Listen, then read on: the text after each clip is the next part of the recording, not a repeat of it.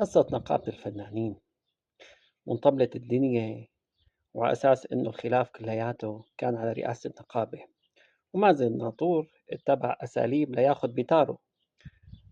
طبعا من اللي عملوا انقلاب عليه بالنقابة.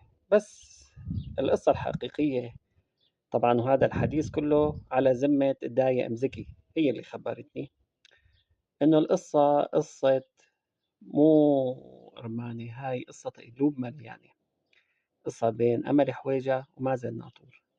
لأنه من صغرنا كانت أمل حويجة تعمل عمايل بمازن الناطور، كلياتنا بنتذكر شلون سلخت جلده لمازن، عفوا لشريخان، وقت ما كانت أهدي دور موكلي وهو أخذ دور شريخان، شلون سلخت جلده.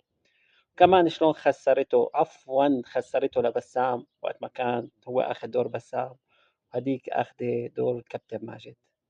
فيا سادة يا كرام، طلعت القصة